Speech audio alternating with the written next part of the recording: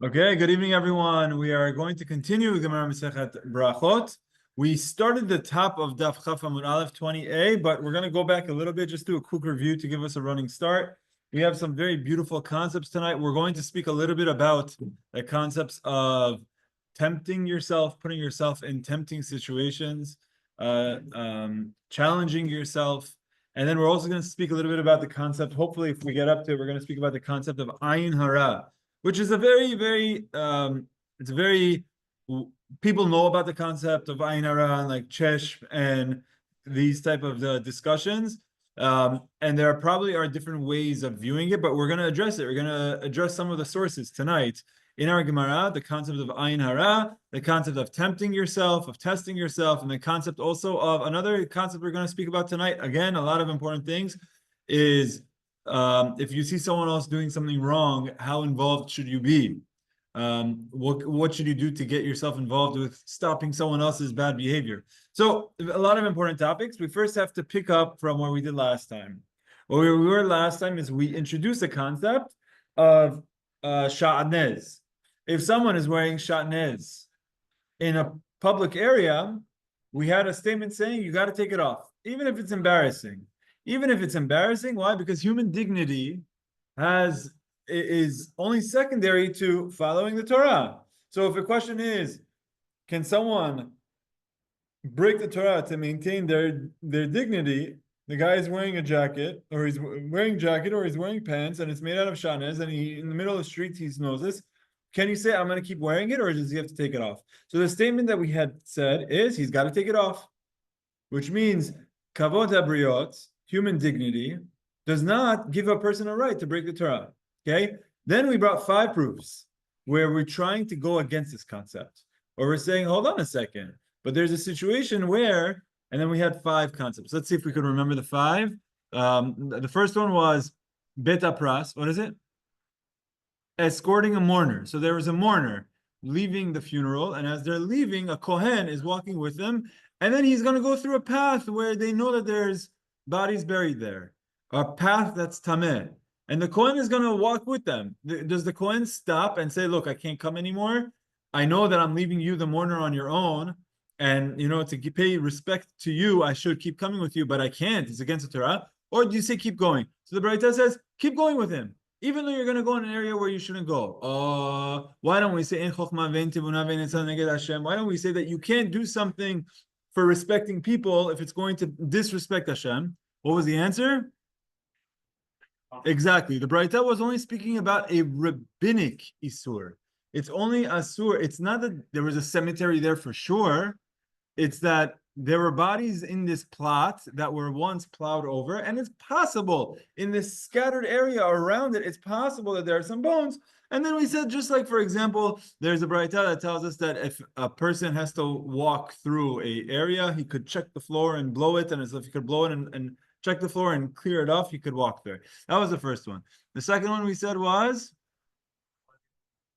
Very good. Kohanim, there's one rabbi who was a Kohen, and he said when we were younger, when we had a king coming to town, whether it was a Jewish king or a non-Jewish king, whatever it was, someone important coming to town, we would go and we wanted to cut through the cemetery for shortcuts. And we would jump over actual tombstones, or what is it? Crazy. Yeah, it's crazy. And he's saying that we would do it to go pay respect to the king. So what's more important? Kavod habriot, paying respect to the king, kavod hamelech, or following the Torah. So he's okay, very good. So what did we say there? We said really he's right that they're allowed to do it, but because there's a concept that says that a Kohen is not allowed to go over a dead body unless it's covered. If it's covered with a partition, then he's allowed to. Exactly, but the partition has to have a halal tefach, a air space of a tefach between the body and the partition. So if a person places a bed sheet on the body, that's not considered a partition. But if it's up one tefach and there's like it's like a cubic tefach between the body and the partition, and that separates. So most caskets have that space. So a Kohen is really allowed to go over a casket because, and more likely than not, there's enough space, making that casket a partition, which means he is allowed to go over it. So really, the only thing that they were doing was they were going against a rabbinic isur, which for the purpose of kavod habriot or kavod hamelech was allowed. Okay, that was 2. Let's see how many we could do. What was number 3? Jared, I'm relying heavily on you right now. Yeah, that was number. No, that was. I think that's the one that they laughed at him. Yeah, that is. Wait, you just said straight out that that's the order. Okay, so there's a braita that's a very good. You guys got it. The third one is there's a braita that says Gadol kavod habriot shedoche lo ta'aseh shebat Torah. Kavod habriot is so important that it suspends a lo ta'aseh mitzvah of the Torah. You're allowed to go against the Torah, a negative commandment. That's how important Gadol kavod habriot is. Kavod habriot is giving respect to human dignity. It's so important that you could go against the mitzvah of the Torah. It's very clear that kavod habriot is more important than the Torah. So what was the answer? The answer is no. That's talking about the lo ta'aseh of don't go against what the rabbi said. So they laughed at him when the rabbi said this. They laughed at him because okay, that's going against the Torah. And then what are you saying? The lo ta'aseh that says don't listen to the rabbis because that's also against the Torah. No. So it's really only rabbinic things. But the Braita says it's the rabbis forgave people to go against their statements, meaning their statements never even applied to situations of kavod habriot. So it's not that a person is going against the words of the rabbi, is that the rabbi suspended their laws in situations of kavod habriot. But again, that's a rabbinic case. Case number 4, proof number 4, last item is correct. The Torah talks about if someone finds a lost item, how he has to return it. But the way the terminology of the Torah is said, it doesn't say, if you find your friend's lost item, don't hide yourself from it or don't ignore it. It doesn't say it that way. It says, don't find your friend's lost item and hide from it. Just the way, the placement of the word don't is a little bit odd. So Chachamim say, when it says, don't find the lost object of your friend and hide from it, it's telling you and hide from it. Sometimes you are supposed to hide from it. Sometimes you are allowed to hide from it. You are allowed to ignore it. When is that? When it's either something that is below the person's honor. For example, someone who's very respectable and he finds a chicken on the loose. So now he's gonna go run after a chicken and he's gonna have a bird pooping on him and whatever it is. It's disrespectful for this Talmid Chacham. He's allowed to forego it. So you see, here's a situation that for kavod habriot, out of kavod for this person, he's allowed to go against the mitzvah of the Torah of hiding from the lost object. It's against the Torah to go against it. You can't hide from it. You can't ignore it. But this guy is allowed to. So you see, kavod habriot is more important than from mitzvah to the Torah. What did we say for this one? Okay, very good. It's that. In this situation, you're allowed to hide from it because it says ve'italamta, because you have this extra word that says you're allowed to hide from it. You're allowed to ignore it. Why don't we take this and apply this and extrapolate it to the entire Torah? Because this is a monetary case. It's a monetary situation. Someone lost some money and there's obligation of you having to give this person's money back or not. But you cannot take that and extrapolate it to other things that are prohibited. For example, wearing shatnez. So if for kavod habriot, we let you not get it, or the rabbis say you don't need to get involved with returning someone money. That doesn't mean that now, because of kavod habriot, you're allowed to go eat something that's not kosher, or you're allowed to go wear shatnez. Right? So you can't go from monetary situations to things that are permitted and prohibited. Okay? Then we get to number 5, and that's where we are tonight. Okay? Just as giving you a running start. This is number 5. Number 5, we introduce with the concept of a Nazir. The Torah talks about a Nazir. What is a Nazir? Nazir is someone who is sworn off wine, cutting his hair. He does not have relations. What? That's it. Coming to contact with the dead. That's why it's important for us here. He cannot come in contact with the dead. Okay? Why can't he come in contact with the dead?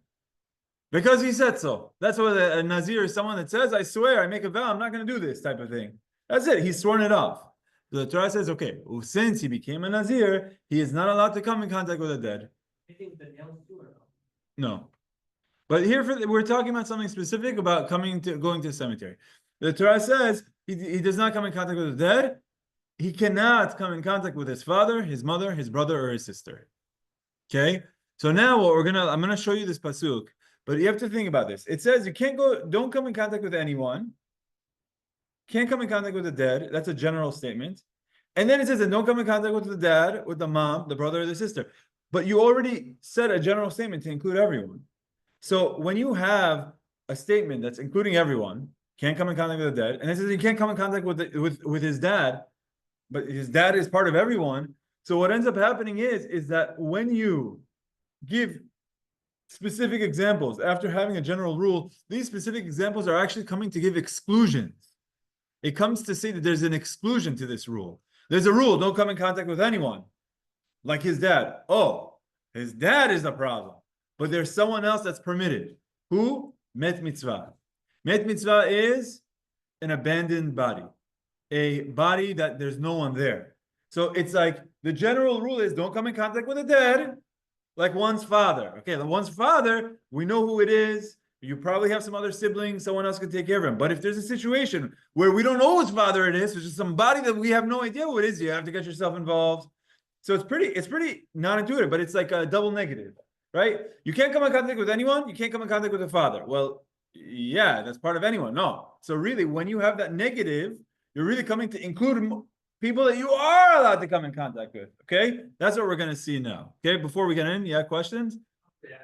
Met Mitzvah, like, is someone get to know it's like a Jew or something, or just a corpse?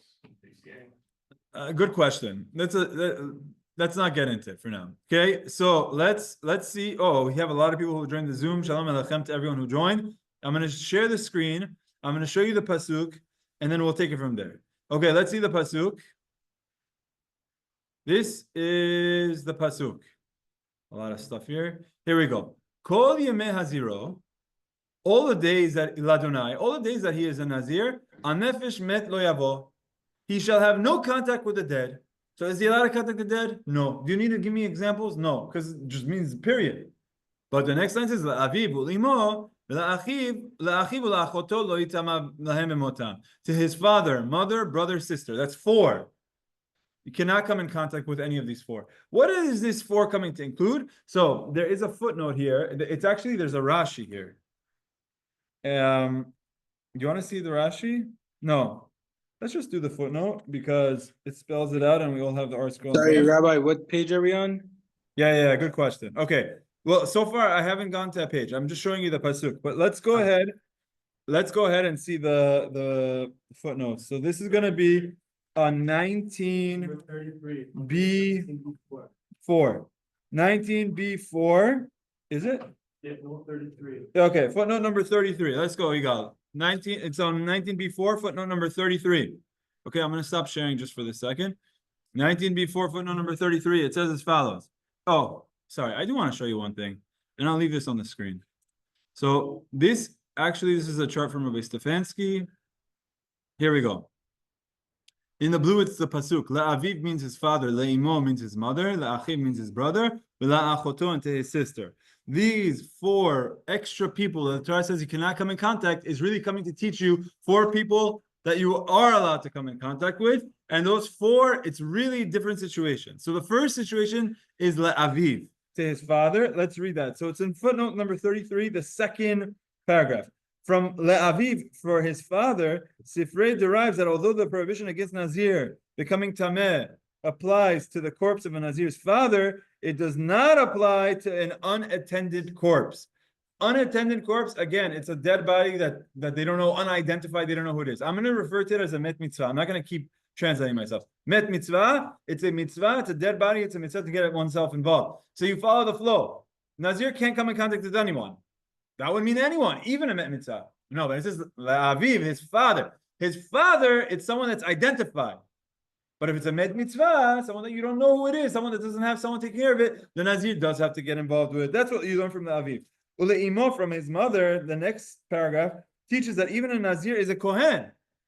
So now you have a Nazir that's also a Kohen, and the Torah says he can't come in contact with his mom. And thus, he has an extra level of holiness. Although he may not come in contact with the corpses of his mother or other relatives, he must become tameh for an unattended corpse. So now it's also teaching you Met Mitzvah, but it's telling you an extra level of the person. So the first La'aviv is saying that if a Nazir finds a Met Mitzvah. Now the next one of La'imo is talking about a Nazir Kohen who finds a Met Mitzvah. Okay, we're just changing the status of the Nazir. Add on the fact that he's a Kohen. Still, he does not come in contact with his family, but if he sees a Met Mitzvah, he does. And from La'achi, from the third one, Sifrei derives that even if the Nazir is a Kohen Gadol, so he's a Nazir and he's a Kohen, but not just any Kohen, he's a Kohen Gadol. He does not come in contact with his La'achi, his brother, but he does for a Met Mitzvah, which that would make him prohibited from becoming Tameh for any of his relatives, even if he were not a Nazir. While he may not become Tameh for his brother's corpse, he does become Tameh for a Met Mitzvah, for an unattended corpse. Those are the first three, talking about this Nazir case. But we're done. We learned about a Nazir with a Met Mitzvah, a Nazir Kohen with a Met Mitzvah, a Nazir Kohen Gadol with a Met Mitzvah. There's no way to elevate this Nazir anymore. We took this Nazir, we added a Kohen status, and we added Kohen Gadol status. There's nothing left. So now we have an extra word, V'la Achoto. V'la Achoto is extra, and we cannot use it for Nazir because we've used up all of our Nazir cards. So there's this concept that when you have an extra thing and you have nothing else to apply it to, you apply it to something else. So we take it out of the context of Nazir and we talk about someone else. We talk about a non-Nazir, a regular person who is going right before Pesach to bring his Korban Pesach. Now he has his animal with him. He's going towards Yerushalayim to go bring a Korban Pesach, and on his way, he finds a dead body. Now, what's the challenge? The challenge is, if he buries this body, he becomes Tameh, and if he becomes Tameh, he's not allowed to bring his Korban Pesach offering, because to purify himself is going to take him a whole week. He loses out. But not bringing a Korban Pesach is Karet. Or, another case with a positive mitzvah that's Karet is Brit Milah.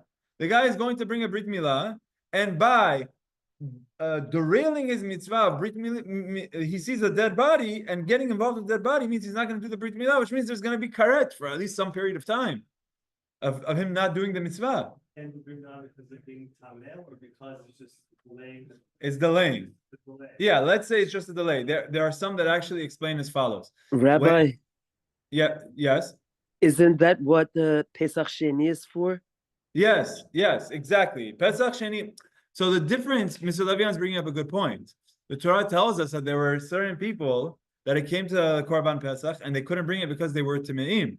So they went to Moshe and they said, hey, what can we do? And Moshe said, I'll give you Pesach Sheni, which is what Mr. Levian is pointing out very, very importantly. However, there's a big difference. Mr. Levian, the difference is, here we're talking about a situation before the guy becomes Tameh. The guy knows that by getting involved with this dead body, he's going to become Tameh. The story of the Pesach Sheni, the people were already Tameh. Moshe comes to them and says, hey, you have to bring a Korban Pesach. They say, we can't. But here it's a different situation. Here, can the guy bring the Korban Pesach? Yes. But he has to pass by this body. So the question is he allowed to get involved with this dead body, knowing that it's going to disqualify him before the fact, not after the fact, but before the fact, he knows it's going to disqualify him from bringing the Korban Pesach. What's more important? Getting involved with this dead body of Met Mitzvah, or continuing with this mitzvah that he started doing. Okay, I know there's some questions. Yeah, go ahead. Yeah. Saying he's on the way to a brit milah. It's not his own milah, right? It's just someone else's that he's. So again, there's different ways of explaining this. It could be his own brit milah. Wait, what? Why is he not allowed to be tameh if he's not even? Doesn't even have a brit milah. It's not Jewish. No. Who said a brit milah is not Jewish? It could be a Jew that didn't have a brit milah. He could be Jewish. Yeah, he's a Jew and he never got a brit milah. His parents never gave him one, and then he didn't want to do it. Now he said, I want to do it. And he's making a whole big thing, and he's scheduled. He got the best top surgeon in the world, and he's going to the hospital, and then he says, if I go do this, and this guy is going to leave, I'm not going to be able to do it. So this is one way of explaining it. The other way of explaining it is that there's a halacha that when someone is eating from the Korban Pesach, no one who's eating from that Korban Pesach is allowed to be uncircumcised. So there's some that explain this that go together. It's that he's going to get himself or give others of his family a brit milah and then go bring the Korban Pesach so that they could all eat from the Korban Pesach. Because if he doesn't have this brit milah, then they won't be able to eat from this Korban Pesach. I'm going to find you that footnote and I'll read that for you in a second also. All right? So we have a few points here. Let's see it. Then we'll see the footnote about the Brit Milah concept. But what's important here is that this is a situation of kavod habriot, and there's a mitzvah. Okay, so putting the Nazir aside, now we're going to a case where a person has an option of, do I attend to this body, which is a mitzvah, Met Mitzvah, but it's also kavod habriot. But by doing that, I'm going to forego the mitzvah of the Torah of Korban Pesach, and this is before the fact. So I'm saying, hey, Korban Pesach, hey, little sheep, you're free. Go back. We're not going to eat you because I'm not doing Korban Pesach this year. Do you say that? Or do you say, look, this is an important mitzvah, Met Mitzvah, but I can't give up on the mitzvah of Korban Pesach. I have to keep going. Okay, so what we're going to end up learning is he has to get involved with the Korban Pesach, and even if he's going to miss out from the Torah. And from here you see that kavod habriot is so important that it's doche mitzvah from the Torah. That's what we're going to see. So this is our fifth and final proof of the concept of kavod habriot versus mitzvot of the Torah. So this is the fifth proof, and the proof that we see from here is that he has to give up the mitzvah of Korban Pesach to be involved with the body. All right, let's go ahead, see the Gemara, see the footnotes. Here, Pesach Milah. You could see Berachot, he learns Pesach Milah. Let's see the Gemara. Here we go. Tashema, we learned in a Braita. So we're picking up from, really, it's the last words of 19b3, and moving on to 19b4. Tashema, we learned in a Braita, V'la'achoto ma tamud lomar, what is being included or excluded from the word and to his sister? There's someone who is walking to go bring a Korban Pesach to slaughter his paschal lamb. And also to circumcise his son. So you see here, it's not himself, it's his son. But it could be the same. It could be referring to someone who's doing it for himself as well, but we'll see the footnote. And he hears that someone died. In this situation, it's shama shemet lomet, it's even a relative. Yachol yachzor v'itama. You would think, hey, should this person stop, go back, and get himself involved and bury the body? Amart lo itama. But you said, no, you should not. You would learn from this pasuk that no, he should not. Yachol kishem she'eno metameh lahem. Just as he should not become tameh to his relative.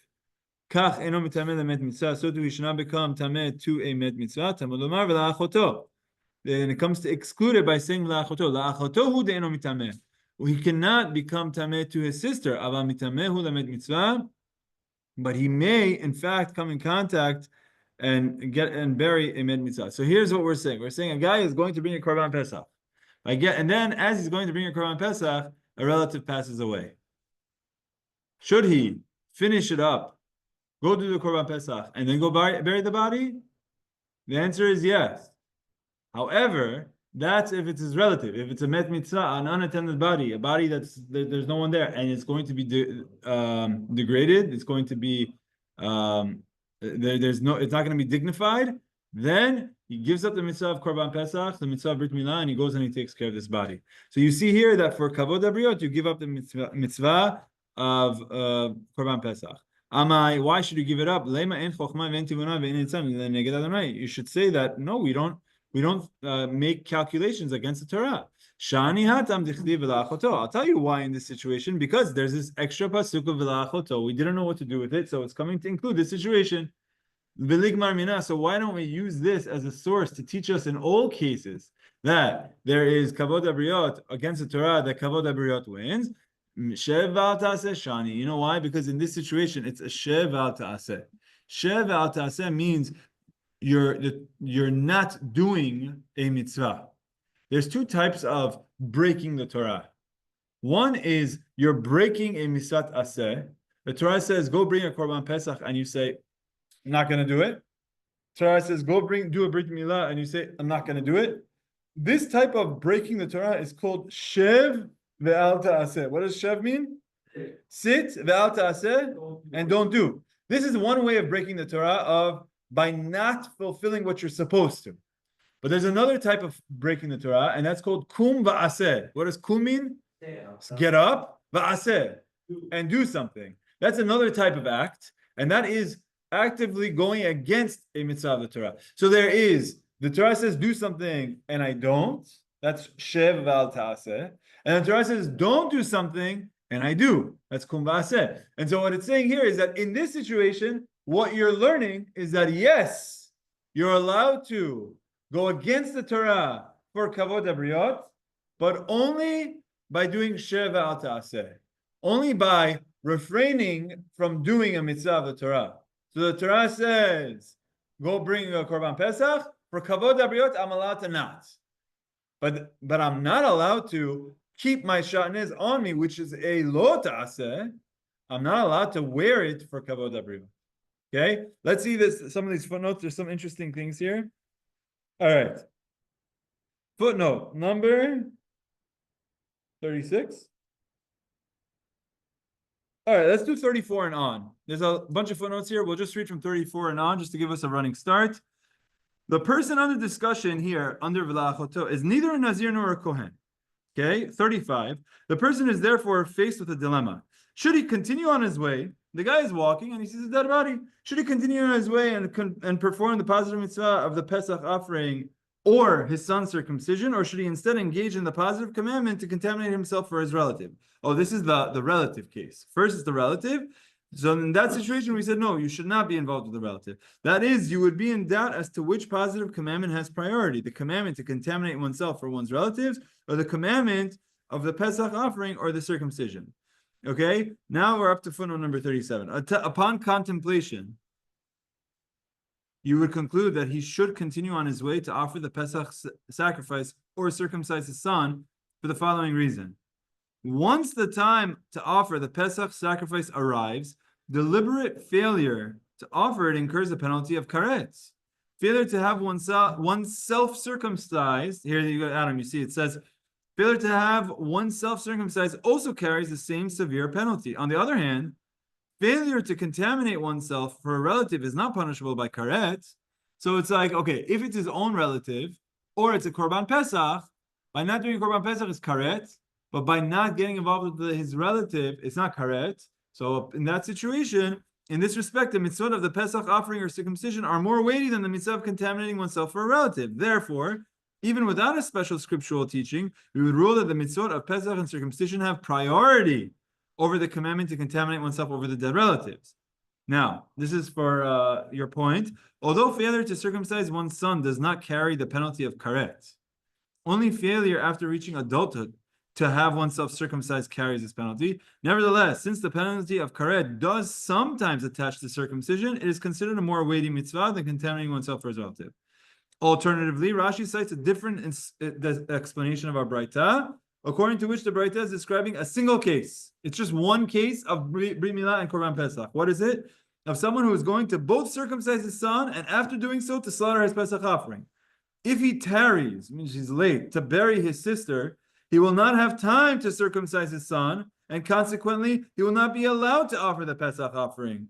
Since one may not offer the Pesach sacrifice unless all the members of his household are circumcised. As a result, he himself will incur the penalty of Karet because he first has to do the Brit Milah on his son and then go do the Korban Pesach. But by doing the burial of his sister, he's going to be late for the Brit Milah, and since he's going to be late for the Brit Milah, he can't bring the Korban Pesach either, so it's all related. This is how some explain it as well. Okay, so let's just make sure we got where we're up to. We had a statement that said someone is wearing shatnez.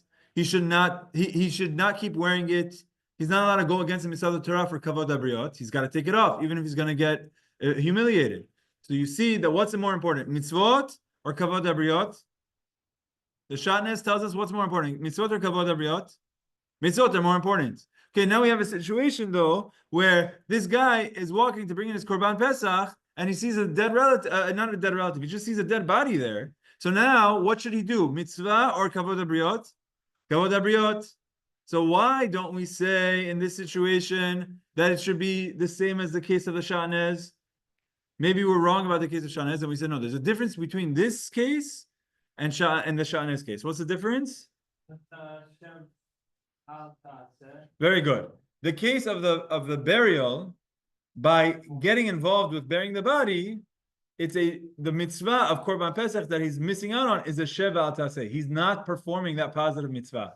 So you're allowed to, for kavod habriot, forego a mitzvah by not doing it.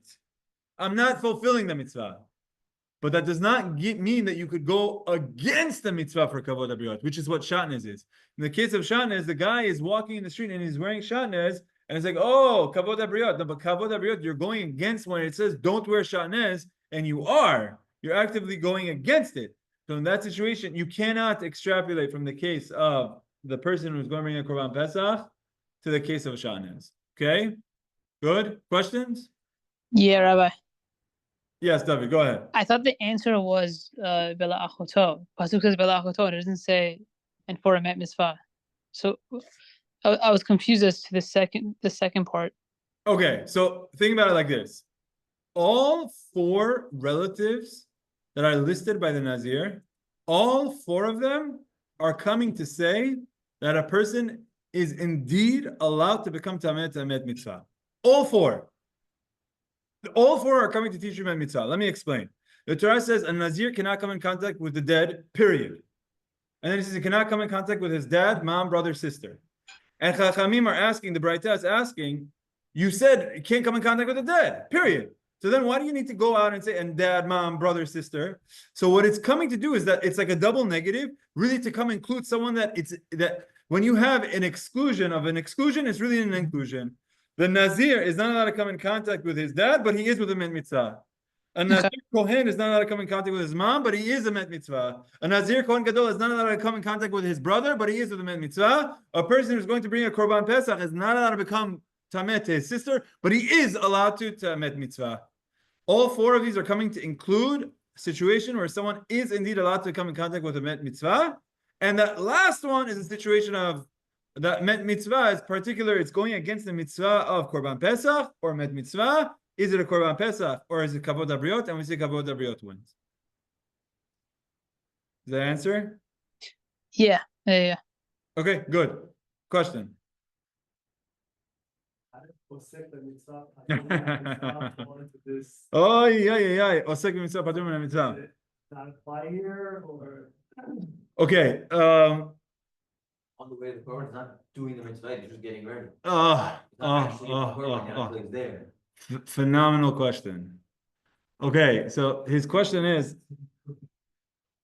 what is it? Yeah. He's cooking it.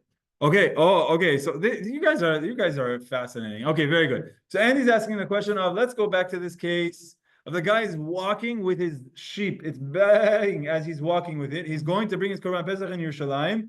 He's osek b'mitzvah. He's osek b'mitzvah of Korban Pesach. Then he sees a dead body. And then he's going to say, I'm going to drop this and I'm going to go do the mitzvah. That's what the Braita is telling us. Drop this mitzvah, go get involved with the other one. Hold on a second. Don't we have a rule of a second mitzvah patur min mitzvah? So some answers that you guys are bringing up, Gabrielle and Jaden are bringing up together is you didn't actually start the mitzvah yet. You're going to start, but you haven't actually started yet. Going for a walk with an animal. You're going for a walk with an animal. You haven't actually begun doing the Korban. But if he said, what example did he give? No, cooking it. If you're in the middle of, let's say, you're actually doing the shechita, you're actually like holding his head down. You're holding his head down so that the Kohen can come do the shechita for you, or like you said, cooking it, or things like that. You're actively involved with it, and that might be different. It happens to be that. Let me ask you, what is the source for osek mitzvah patur min mitzvah? We should know this because it came up twice in our Gemara.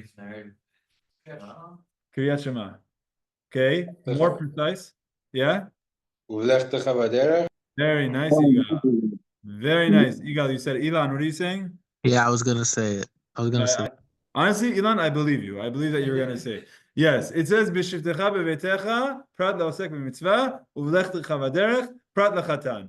So we learned this. We learned this twice in our Gemara that it says say Shema when you're doing your thing, when you're going on your way, when you're sitting in your house.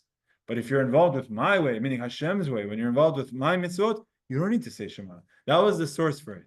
So the Gemara in Masechet Sukkah Daf Chaf Hey says, what's the source for osek mitzvah patur min mitzvah? And it says the same thing. B'shivtecha bebetecha v'lechtecha v'derech prat laosek b'mitzvah prat lachatan. And then the Gemara Chaf Hey Amud Aleph toward the bottom says, really, is that the source? I have another idea of what the source is. It's this topic. This very discussion is the source of it. Okay? What is the situation? The situation is there were people. You guys want to see it? This is a major tangent. But no, we don't need to go into it. But I can tell you like this. The Gemara says there's a source of Osek Mitzvah that's coming not from Shema, from somewhere else. What is it? It's the story of Pesach Sheni, as Mr. Jacob Levian already alluded to. What's the story? It says that there was a group of people that couldn't bring the Korban Pesach. And they couldn't bring the Korban Pesach. They went to Moshe Rabbeinu and they said, hey, why are we left out? So Moshe says, okay, fine, let me ask Hashem. All right, we're going to give you 1 month later, you have a chance to bring a Korban Pesach. So the Gemara has a Braita, brings a Braita and says, who are these people? Were these just regular people or were there someone important? The Gemara gives us 3 answers. One answer is, these were very important people. These were the people that were Nosei Aronon Shel Yosef. These were the people that were carrying the body of Yosef. Remember, what happened when we left Egypt? Vayikach Moshe Tatzmot Yosef Imo. Moshe took his body with him, the body of Yosef with him. Yosef was not left in Egypt; they brought him. There were people carrying the body. These people who are carrying the body can't bring a Korban Pesach. So they go to Moshe. They're like, Moshe Rabbeinu, you're telling me I can't bring a Korban Pesach? I'm carrying the body of Yosef at Tzaddik. You're telling me now I can't bring the Korban Pesach? Moshe's like, okay, hold on. Let's see what we could do. Okay, fine. Yes, you're allowed to. There's another opinion that says no. It's not the Anos Aaron Shel Yosef, but it is Mishael and El Tzafan. Mishael and El Tzafan were the ones that on the day of Rosh Chodesh Nisan, when Aaron's 2 sons died in the Mishkan, someone had to take care of the body. Who was it? It was Mishael and El Tzafan. It was Aaron's nephews. It was these Aaron's nephews went in and they were Aaron's nephews. They were first cousins of the ones who passed away. No? Mishael and El Tzafan. Oh, hold on a second. You're right. No, it can't be Aaron's nephews. It's got to be Aaron's. What is it? It's his cousins. It's his cousins. Yes. Miriam's sons? Who they? Not Miriam. No. Miriam doesn't have sons from the Torah. No. It's not Miriam's sons. It's his cousins. You're right. You're right. All right. You know what? Sorry, guys. I try to quote. Yeah, it's his cousin. Yeah. Ben Uziel. Okay. Aaron's first cousins. Okay, look. I got it. Here we go. I know exactly where this Gemara is, and I'm gonna show you. Here, we're gonna scroll down to Honestly, I haven't seen this. Okay, I'll share the screen. No problem. Just go like that. Here we go. The Gemara says, did you really learn the klal of the rule of Osek Mitzvah Patur Mitzvah from here, from Kriyat Shema? You learned enough from somewhere else. Where? The Tanya we learned on a Braita. There were people that were impure because they came in contact with a dead body and they couldn't bring a Korban Pesach, so they went to Moshe and they said, hey, it's not fair. Who were these people? The Gemara says, answer number 1. They were the ones who were carrying Yosef's coffin. Leave it to Rabbi Yosef to say that they were the ones carrying Rabbi Yosef. Okay, now I have a way to remember. I didn't know which rabbi said it, now I know. Rabbi Yosef Aglili was the one that said it was the ones carrying the ark of Yosef. Rabbi Akiva Omer, Mishael and El Tzafan hayu. It was Mishael and El Tzafan carrying the bodies. Mishael and El Tzafan who were engaged with carrying the bodies of Nadav and Avihu. Yeah. Okay. Sorry. Mishael and El Tzafan. There you go. Vayikra Moshe and Mishael El Tzafan bnei Uziel dod Aaron. Okay, this is why I got confused. It's the children of Uziel who was the uncle of Aharon. Very good, Jared. Thank you for catching that. Uziel is what you said. Uziel was Aaron's uncle, Amram's brother. Mishael and El Tzafan were Uziel's sons. So this was who? This was Moshe Rabbeinu's cousins. Moshe Rabbeinu's cousins come to Moshe and they say, Moshe, you just said everyone has to bring your Korban Pesach. You're telling me that since we, on the first day of Nisan, went into the Mishkan, took care of our cousin's son, brought him out of the Mishkan, you're telling me I can't bring your Korban Pesach? Why should I be left out? I did such a mitzvah. Why should I be left out? Answer number, so this is the second opinion as to who these people were. Answer number 3, which is the most important one for our concept. Rabbi Yitzchak Omer, Rabbi Yitzchak comes up and says, Im nosei arono shel Yosef hayu, if it were the ones who were carrying Yosef's ark, kvar hayu yecholim litaher. They could have already purified themselves. They had enough time to purify themselves. We're not going to go into the whole discussion, but he says it's not them. Im mishav atzafan hayu, if you want to tell me it's mishav and atzafan, yecholim hayu litaher. They could have made themselves pure. Why? Because they took care of the bodies on the 1st of Nisan, but Korban Pesach is the 15th of Nisan. You only need 7 days. So they could have done it. Ela oskin bemet mitzvah hayu. It was people who were involved with the Met Mitzvah. Hayu shechal shiv'i shelahem liyot be'erev Pesach. They got themselves involved with the Met Mitzvah, knowing that their seventh day would be on Erev Pesach, that they would not be able to do it. So let me jump a little bit. So the Gemara says here, I actually think, yeah, there you go. So you see, it's a concept of a Met Mitzvah. Rabbi, doesn't the Osek Mina Mitzvah, Patur Mina Mitzvah only apply if there's someone else who could do the mitzvah? No. Okay, very good. I'll get to you in a second. 1 second. Yeah. Here we go.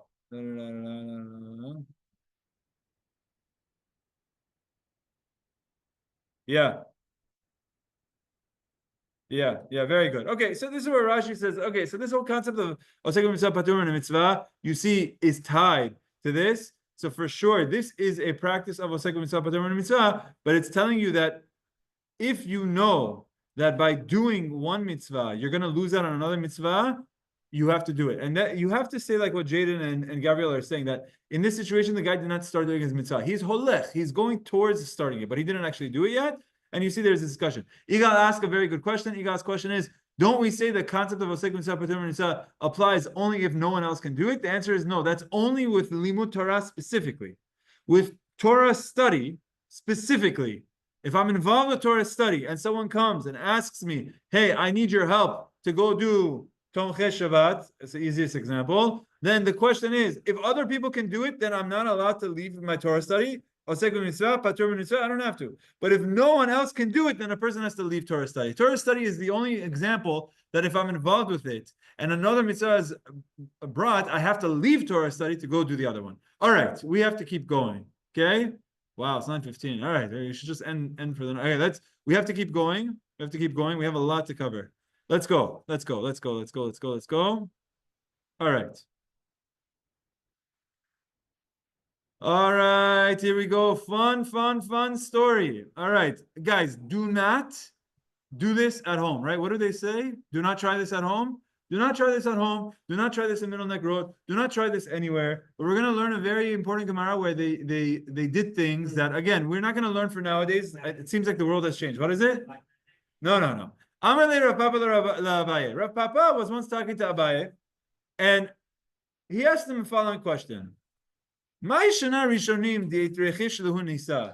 come in the previous generations, the rabbis before us, they would have miracles happening for them? But us, no miracles happen. How come in the previous years they used to have miracles occurring for them? We don't have miracles occurring for us. This is what Rav Papa asks Abaye. So, is it because they used to learn more? Like, is it because the previous generations used to learn more? Rav Yehuda, but I have a problem with that answer. I don't think that's true. I think we learn more than they do. Why? Because in the years of Rav Yehuda, all of the schools were only studying one section of the Gemara called Nezikin. Okay, if anyone know what Shas stands for? Shisha Sedarim. The Shas stands for the 6 books of the Mishnayot. There are 6. Let me see if I pulled up a picture beforehand. Oh, I know where I put it. What is it? Zman Akat. Very good. There are 6 books of the Mishnah. Shisha Sidrei Mishnah. Ziraim, Moed, Nashim, Nezikin, Kodashim, Taharot. Okay? Right now, where is Berachot? Berachot is the first of Ziraim. Zeman Nakat is how you remember. Zain, Mem, Nun, Zman. Nun, Kuf, Tet, Zman Nakat. All right. What he's saying is, in the times of Rabbi Yehuda, they would only study Nezikin. You see this book of Nezikin? It's just one of the books. They wouldn't know other things. They weren't involved with other things. There are some that say it's not even just Nezikin, but it's only a section of Nezikin. That they would say they would really only focus on Bava Batra, Bava Metzia, Bava Kama. That's it, right? So he says, in the years of Rabbi Yehuda, Kulei Tenuye ben Nizikin hava. They would only study Nizikin. Ve'anan kam matnitin b'shita sidre. But we're learning all 6 books. We're learning Shas. We're learning a lot more. V'chi hava matei Rabbi Yehuda be'ukatzin. When Rabbi Yehuda, this rabbi that I'm talking about, when he would come up to Masechet Ukatzin, where, if you look at this picture, Masechet Ukatzin is over here, the last of the last. Taharot, the laws of purity. When he would get up to Uksin,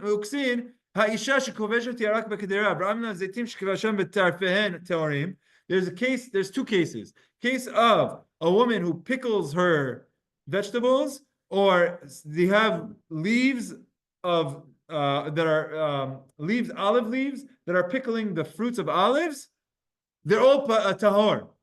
Okay, so it's these rules about tahor and tameh. I'm going to explain what these are in a second, but let's just follow the flow. He's comparing himself with the previous generations. He says they would only study 1 book. We study all 6. When that Rabbi Yehuda, who was before us, would have come up to this Mishnah of Ukatzin, which I'll explain to you what it says in a minute, but it's a law of tahor, something that's pure and something that's impure. Amar, this rabbi would say, Rabbi Yehuda would say, Havayot de Rav Shmuel kachazinacha. I see the most complicated discussions of Rav and Shmuel in this Mishnah. It's a very simple Mishnah. He's saying, like, it's a very simple concept. You're not aware of the concept. It's not complicated. You just don't know it. But he said, oh, this is so complicated. It's not complicated. You just don't know the law. So what he's saying is, like, they would think simple things are very complicated. It's not so complicated. You just didn't know it. They wouldn't study. They would only study the book of Nizikin. They wouldn't study anything else. But they would have miracles occurring for them. What were their miracles? And us, you know what about Masechet Ukatzin, which is the smallest of the last one? We're studying it in 13 different yeshivot. I can name you 13 different yeshivot in Bavel that are studying this. Tosfot says the number 13 is a what is it? It's not arbitrary, it's an exaggeration. 13 is the Lashon of the Gemara. This is what Tosfot says, is Lashon Guzma. It's like whenever you want to say an exaggerated number, you say 13. Okay, so this is what, meaning we're learning this all over the place. Every yeshiva in the world is learning this. So they don't know what it is, but we do. So we're learning more than them. When it came to Rabbi Yehuda, as soon as he would take off one of his shoes, let's say it wasn't raining, and they had to do a ta'anit, and then as part of the ta'anit, you know, like on Yom Kippur, you take off your leather shoes. So Rabbi Yehuda, the second he would take off his shoe, Atamitra, it would start raining. All he had to do is say, Ribono Shalom, it starts raining. But us, we're crying, we're screaming, we're praying, we're fasting, we're doing everything. Nothing's happening. So this was Abai, Rav Papa's question to Abai. Rav Papa says, how come in the previous generations they would have miracles? Rabbi Yehuda, when they needed rain, he just took off his shoe, it started raining. But he didn't know anything. They only studied 1 book. They only studied the book of Nezikin. Us, we study so much more. So shouldn't we have miracles occurring for us? Okay. What's the answer? We're going to do the answer. I'm going to come back to this Mishnah of Ukatzin. But what's the answer? I just want to follow the flow. Here's the answer. Amar le. So he says, I'll tell you why. Kamae, in the previous generations, havu kam masrei nafshayu akedushat Hashem. They were dedicating their lives to Hashem. We might have studied more Torah, or we might study more breadth of Torah, but their lives were lives dedicated fully to Hashem throughout everything. It wasn't just inside the yeshiva. It wasn't just inside the Bet Knesset. It was everywhere. They dedicated their entire lives to Hashem. Anan lo masrina nafshina kedushat Hashem. But we don't do that. Yeah, we study hard, but we don't have the same dedication to God that they did. Why? Here's the story. There's a story with Ravada Barava. It was a non-Jewish woman. It was a kuti non-Jewish woman. She was wearing a karbalta publicly. Karbalta has different opinions as to what it is, but one explanation is that it's very, very showy and draws a lot of attraction. It's like, I don't know, something that's like it's not that it was an immodest dress, but it was something that was very attractive. It was drawing a lot of attraction, like going overboard. Or some say that no, it was actually sha'anez, which makes a good connection as to like our previous story. So let's say it's sha'anez. You can even see the way Safari has it translated as non-Jewish woman who was wearing a garment made of forbidden mixture of wool and linen, or karbalta, in the public place. Okay, so what happened was Ravada bar Ava, he saw a woman wearing shanes. It was a non-Jewish woman, but he saw her wearing it. Savar de bat Yisrael, he thought she was a Jewish girl. Kam kar'e mineh, he ripped it off her. He ripped it off. Iglai milta de kutitava, and then it turned out that no, she's not Jewish. What are you doing? Why is the rabbi taking this off her? He thought she was Jewish, and he was saying, "How look, this is not the proper way. You're wearing shanes publicly. I'm going to stop you." Turns out that she was allowed to, because she wasn't Jewish. She's allowed to wear that shanes. So shaimua be'arba me'ezuzeh. So they evaluated it as 400 zuz. That now they're saying, "Hey, Ravada Barava, you just ripped this off. You ruined this garment. You owe 400 zuz. It's a lot of money." Amar la. So he said to her, "Ma shemach, what's your name?" Amrale Matun. She said that my name is Matun. So Amar la. So Ravada said back to her, Matun, Matun. Matun in Aramaic sounds like Matan, which is 200. So her name was Matun, sounds like Matan, which is 200.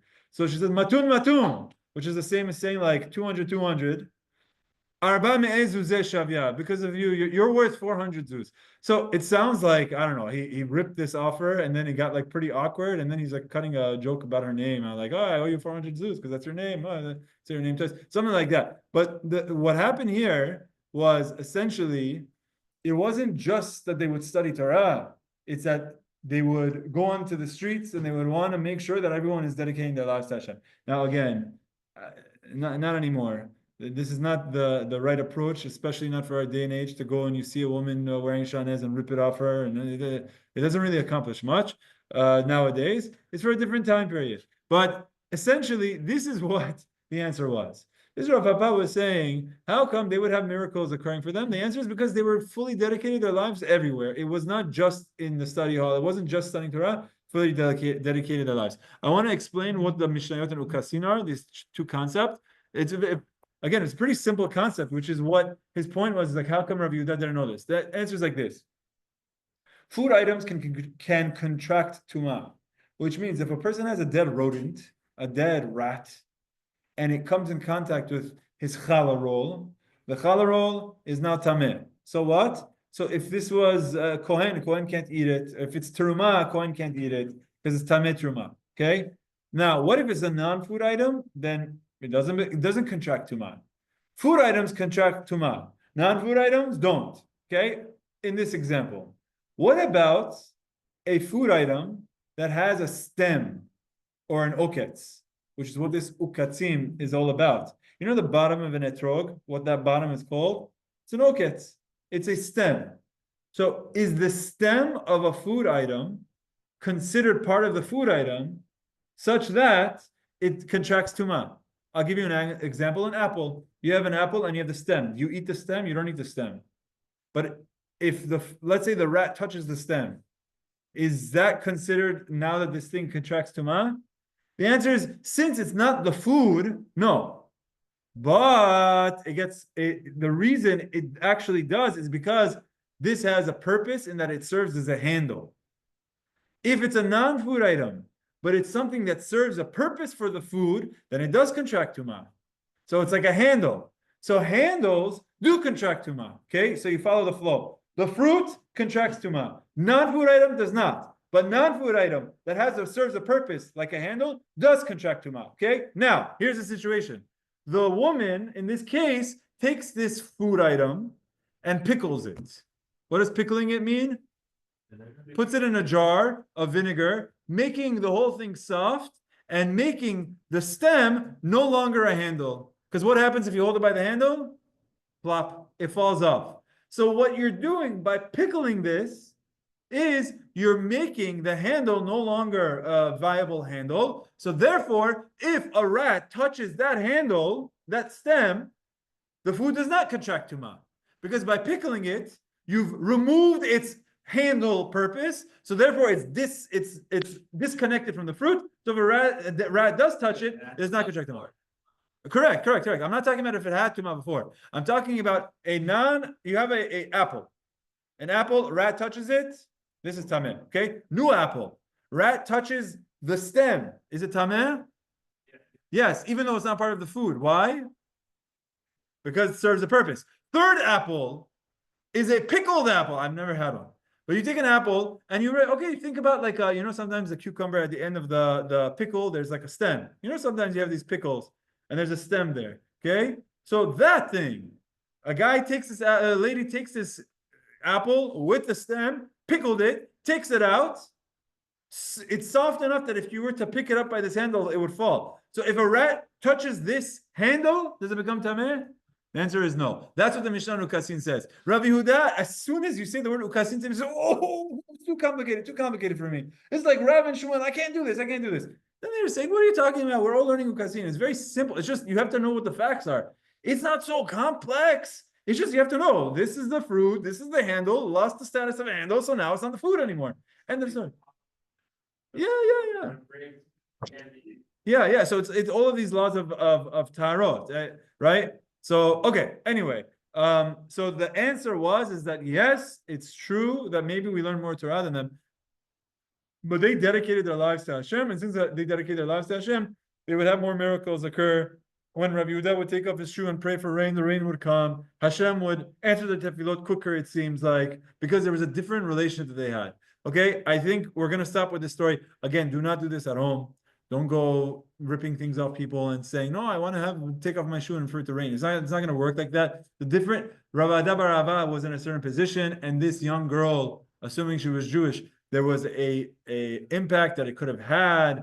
But again, don't act this way at home. I was listening to a shiur by Rabbi Rosner on this Gemara, and he says, don't use this as a halacha. More, you just use this as the fact that they cared when someone was doing something wrong. They cared so much they would step up, but we don't do this type of behavior anymore nowadays. Okay, we had some questions. Let's just scan through the questions. Adam, you had a question or no? What did you ask? What did you ask? Yeah. Doing the Pesach versus the Met Mitzvah. Is that a general thing? Like, if it's going to give you Karet, then automatically it's more important. Like, if there's like a very bad punishment for something, then automatically you should take priority. It at least gives it more weight, yes, but it doesn't mean that one is more important than the other. But it does give it more weight. And now there's only 2 positive mitzvot that have karet. There are 34 negative mitzvot that have karet, and 2 positive mitzvot that have karet. What are the 2? Pesach and Brit Milah, that's it. So you're not going to find any more examples of this. There's no other examples of positive karet. These are the only 2. And that's why it throws them in. Like it is clearly talking about a karet situation that you would assume is very important. So much so that if it's a mitzvah of karet, of Korban Pesach, or burying a relative, which is also a mitzvah, the karet one comes first. But if it's a Met Mitzvah comes first, which is the whole kavod abriyot. It's karet if you don't have a milah. Correct. But isn't the whole point of karet that you're cut off from the brit? So how if you don't have, like, not having the brit is the karet? No, it's not being cut off from the brit. It's being cut off. Now, what karet means? It's like a 3-way machloket actually. Not for now. We did see the Rambam in Hilchot Teshuvah, the 8th parak. What did Rambam tell us karet is? You guys remember? The 8th parak of Hilchot Teshuvah. The Rambam says what karet means is that there is no next world for the person. The person, he dies like an animal. Whereas for others, after this world, there's olam haba. Karet means there is no olam haba. So it's not being cut off from a brit. It means that after the person dies in this world, the soul is gone.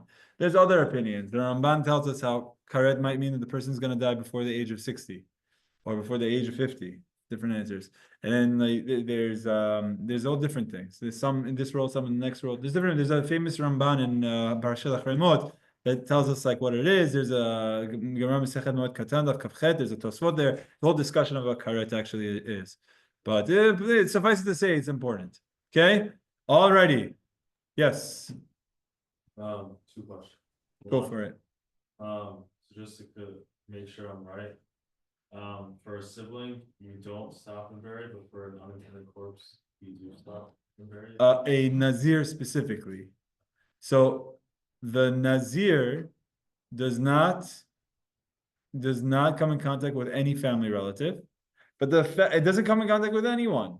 But the fact that it specifies not the father, mother, brother, and sister, the way Chachamim learn is that when you have a general rule and then you have exceptions given, those exceptions are really coming to it's the general rule already covered them.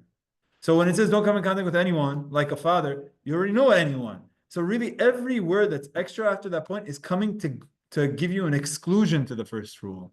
It's just happening in another way. Don't come in contact with anyone. That would mean anyone.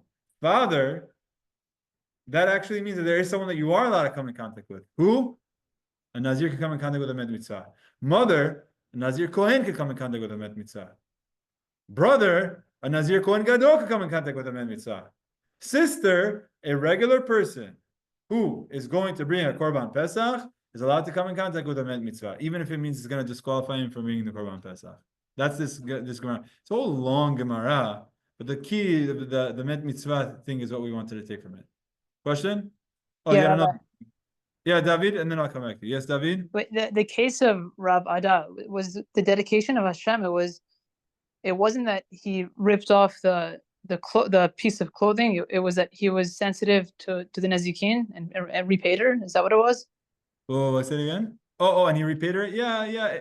Oh. You're saying okay. Actually, okay. Very good. Is it the sensitivity towards other people's property, which is the Kiddush Hashem, or the dedication? Is that what's going on here? What is the Masrina? I don't think so. I think it's that he like took the risk of getting himself involved, even if it meant that he knew that he would have to pay for it. It seems like he knew that he would have to pay for it. Let's see if they say anything. I didn't look at these notes. Because before you mentioned everyone's like learning Nezikin, and now we're talking about a case of Nezikin repaying. Oh, but nice. Listen, maybe he's saying he knew he had to pay Yeah, the fine, he he was doing it anyways. Like he He- knew the He's Nezikin he's said, "Oh, I'm he's gonna pay the applying fine his to knowledge, this he's applying his learning to real life situation. Yeah. Okay. Matun resembles the Aramaic matan, which is 200. Thus, the woman's name portended this outcome. Alternatively, matun is related to the Hebrew hamtana. According to this explanation, if he was saying that the fact that he was impulsive cost him the money. Yeah. So okay. You guys are bringing up a nice thing. I actually don't know. I haven't looked into it. Of like, what is the dedication? I thought the dedication was maybe this is the dedication. The dedication is that he did something, and he knew that because he did something wrong, he's going to have to pay, but it was an exorbitant price, but he did it anyway. And he was happy to have done it because he didn't. Yeah, okay. But that's not a dedication to Hashem. That's a dedication to just like paying back something that I damaged. I think dedication to Hashem is that he thought the person is going against the Torah, and he got himself involved to help, to stop the person from going against the Torah. But again, don't use this at home. This is not. Maybe he did it knowing that he's gonna have to pay a fine, and he went ahead and did it anyway. For Hashem. Yeah, it could be. Good questions. I don't know. All right. Okay, let's keep going. Next story. All right. By the way, did anyone park over there, back there by the mikveh, where the women go? No, not the overnight parking. Saying, like Baruch Hashem, here we are in Sha'ar Rachamim. Where we are in Sha'ar Rachamim, there's a mikveh right there, and sometimes there's ladies going there, and like they need a place to park, and you go in that area. It's somewhat what is it? When you're going there, a woman's going to the mikveh. It's a little bit. It's embarrassing to her. It's improper, immodest. Right? You really shouldn't go next to the mikveh, especially at nighttime. If you ever want to walk. Don't walk through the area of the mikveh. All of a sudden, you're going to bump into a woman. It's not proper, right? Except, what a segue. Let's see our Gemara. You guys thought I was just like telling you something about parking. No, I was getting you ready for the Gemara. Rav Gidal Ragil. Rav Gidal was the name of the rabbi. Something he would commonly do. He would go sit right next to the mikveh door. He would go sit right outside the mikveh door, and he would prop up his chair. I don't know, maybe he'd bring his favorite novel. He would just sit there. Amar lahu, he would tell the ladies before they win, Hechi tavilu v'hechi tavilu. He says, make sure that you check your hair, make sure that you check this, make sure afterwards you're going to do this, make sure you do this. And he's telling them all of these things about tevilah. Right before the lady goes in, he's giving them pointers of how to do the mikveh. Amri le Rabbana, so the rabbis afterwards come up to him and they say, Loka mistafe mar mi'etzer hara, what are you doing? You're sitting by a place where women are going to the mikveh. It's not something proper. Look, don't you have, there's the Yetzer Hara also. The Yetzer Hara is a person who has temptations. you know that there's women here, and you know that they're not going to be dressed, and it's something. He's like, what are you going to get yourself involved there? It's not proper. It's not appropriate. And like you might say, no, I'm teaching them the halacha. Okay, yeah, you're teaching them halacha about how to do it, but there's temptations also. There's yetzer hara thoughts. So what does he say? Amar lehu. He says to them, no. Damyan be'apai hikakech yivarer. In my eyes, they're comparable to white geese. They're like little birds. What he's saying is that in this situation, you imagine probably he was like this old man that has gotten to a point where he doesn't have these temptations anymore. You imagine, or he was such a tremendous tzaddik that he didn't have these temptations anymore. So for him, the rabbis had an issue with what he was doing, but he was saying, "Don't worry, I have no interest. I want to make sure that they're following the halacha the right way. So before they go in, I'm going to tell them, make sure you do this, make sure you do that, teaching them the halacha." So was he doing the right thing or doing the wrong thing? The fact that the rabbis criticized him, or not really criticized, but they questioned him, is to say that this is not the right thing. In his situation, he said that he wasn't worried about his temptation. Why wasn't he worried about his temptation? Because he viewed them as young girls, viewed them as his maybe he viewed them as his daughters. Sometimes a person is in the position that these are my daughters. I just view them as like little things.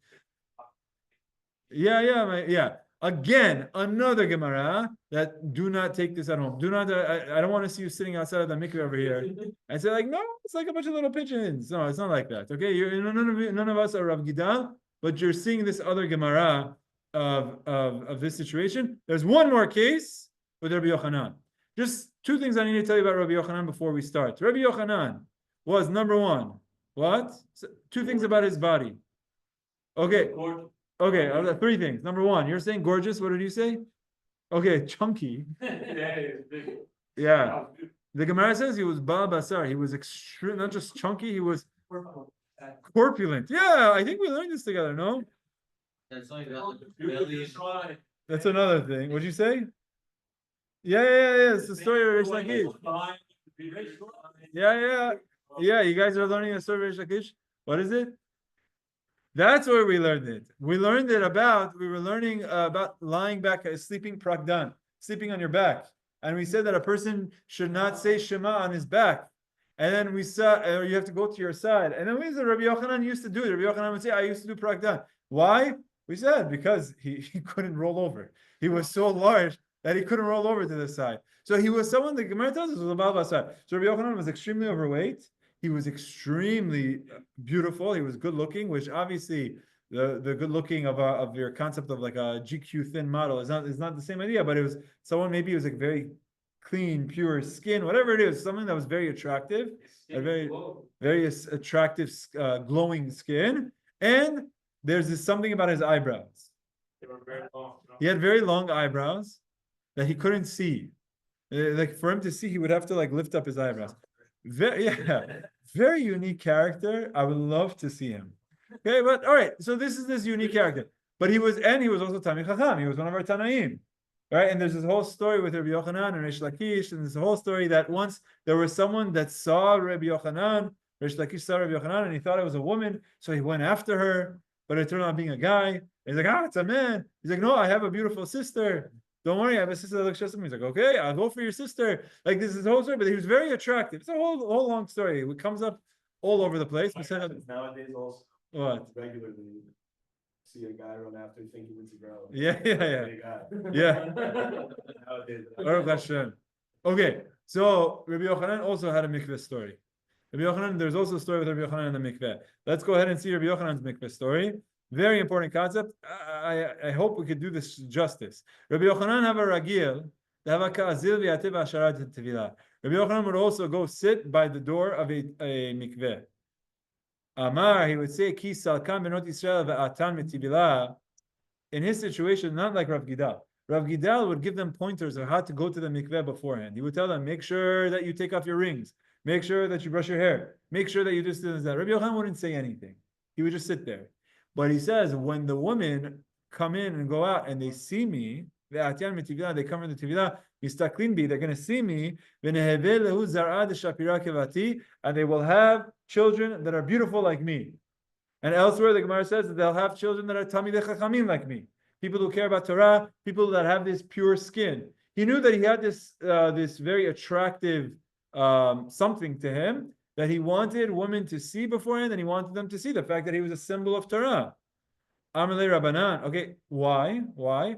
Okay, it's a very interesting discussion. There's some discussion about how thoughts, someone that has thoughts during the time of conception can affect their children. So if they have thoughts of Tehorah, of pure thoughts, of good thoughts, of thoughts of Torah, of thoughts of, I want to have children who are Talmidei Chachamim, I want to have a child that's a Talmid Chacham like Rabbi Yochanan, then these thoughts can have an effect on who the child is going to be.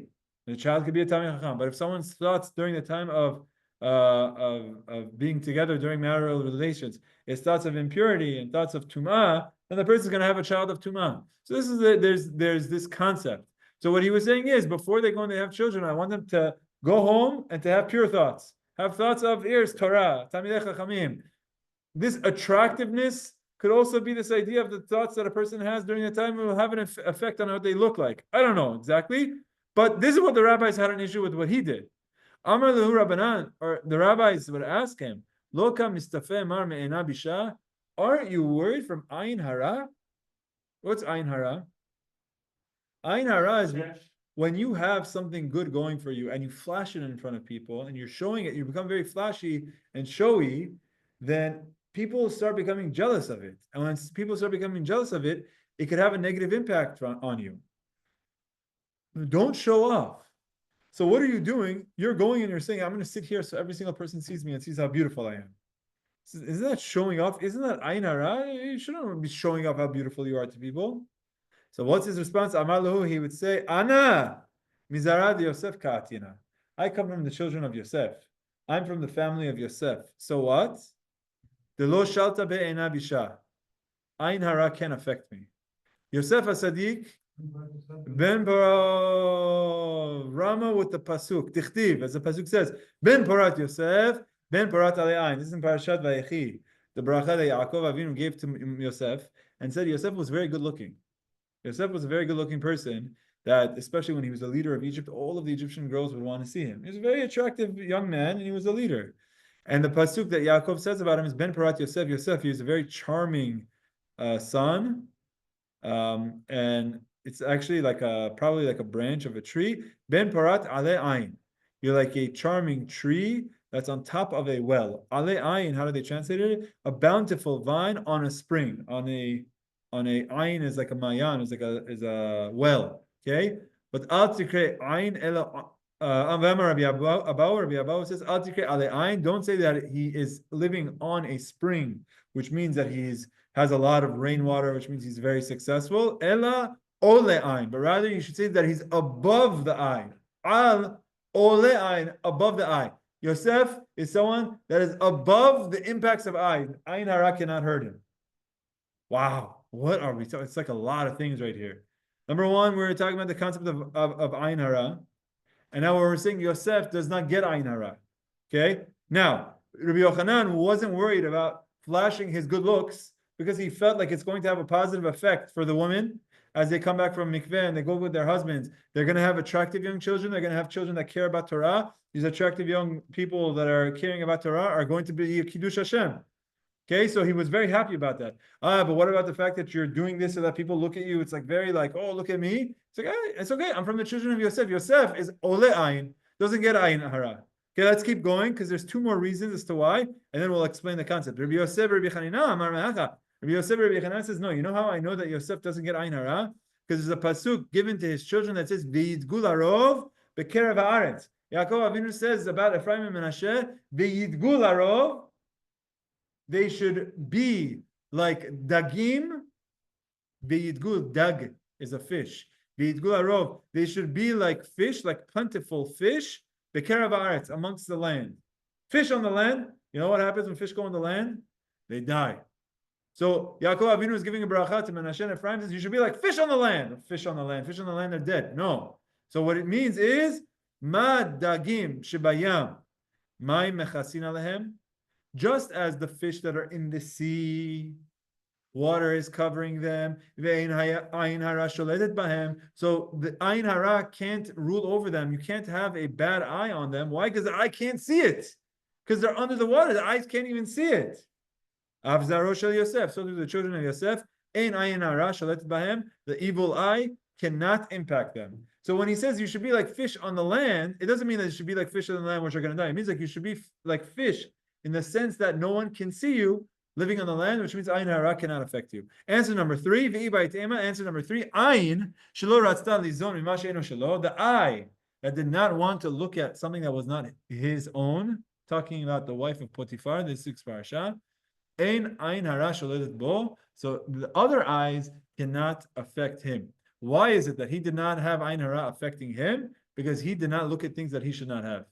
So since he did not look at Eshet Potiphar, that's this week's parasha. There's a woman in the house that he's in. She's throwing herself. She's seducing him, and he doesn't look at her, and he doesn't fall for it.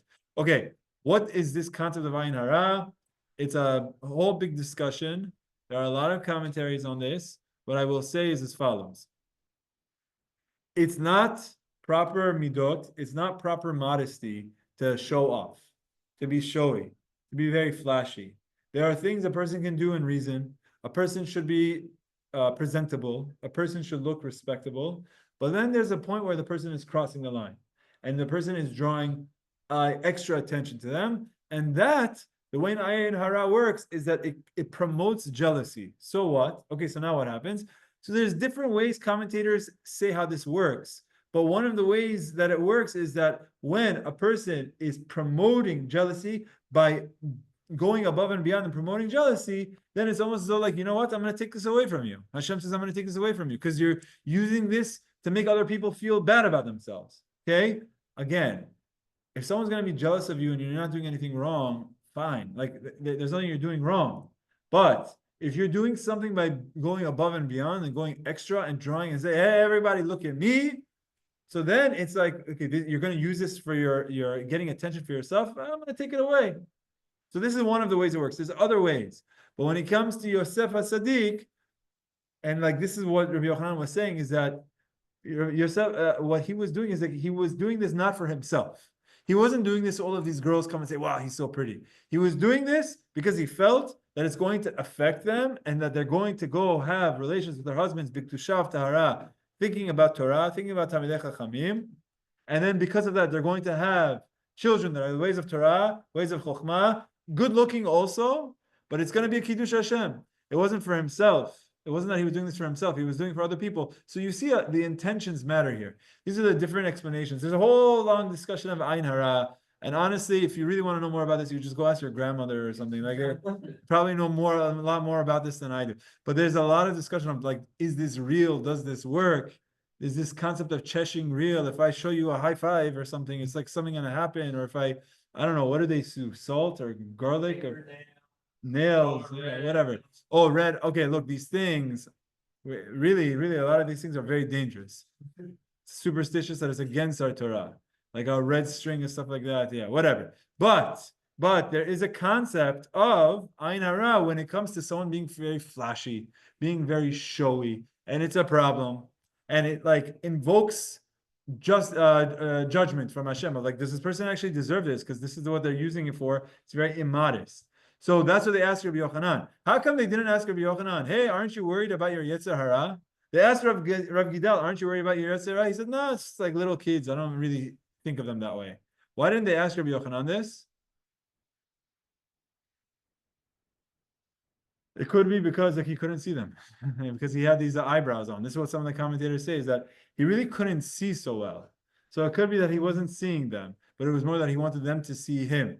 Or it could be that this was also a concern, but only one concern was lifted here. Or it could be that he wasn't talking to them. Remember, Rav Gidal was talking to them, telling them what to do. Rabbi Yochanan was just sitting there. He wasn't talking to them. So maybe it could be that he was closing his eyes and he wasn't interested in looking at them. Okay, there's really a lot more to go into, but we're going to stop here. You have a question on this? Yeah, but what the idea of having anava, like someone says, I want you to look at me because they want good looking children. Is that a humble thing to say? Yeah, that's exactly what the question is. So what's his answer? His answer is, I'm from Yosef, so I don't care. But it's not humbling. I mean, even if forget about the jealousy part, like a trait of a Jew is to be modest. Forget about ayin hara. Right. It's just a characteristic. Right. Right. You're saying like it's not humble. So this is where the intention is what matters. The intention is that he wasn't doing this for himself. He was doing this for them to get something. I'll just end off with this, and after this I'll stop. This idea of, let's say there's a rabbi and he goes up to the Torah, and should he have people standing up for him? Is it something that or when he walks into the room, people stand up? She says, no, please don't stand up for me. Okay, I'll tell you something that Rabbi Chaim has told me in the past, and he said, make sure people stand up for you. Make sure when you go up to the Torah, they stand up for you. And I said, like, it makes me uncomfortable. He's like, no, it's not about you. It's not about, oh, now you're so important. It's about the position of a rabbi. And it's good for people to respect the rabbi. When people have respect for a rabbi, when the rabbi walks into the room, they stand up. It's not about the respect of the rabbi. It's about, now the person cares about the rabbi. The person cares about the Torah. The person respects Talmidei Chachamim. That's more powerful for the person than it is for the person that, okay, people stand up. Okay, people stand up. It doesn't affect him. It affects the person who's standing up. So that's what it's about. So it's the same idea. These ladies, a man and a woman are going to be together. They could have all sorts of thoughts. And some of the thoughts could be not nice, not good thoughts. So before he said, hold on a second, remember, you could accomplish in life by being a Talmid Chacham. This is what you should have in mind. This is what he was trying to promote. And yeah, okay, you might say like, oh no, it's not being modest. Yeah, but there's a reason for it. And it's really to promote Talmidei Chachamim. All right. These are the good intentions. Yeah. Okay, we'll stop here. Azak Baruch, everyone. See you all next week. Good night. Thank you very much. Have a good night.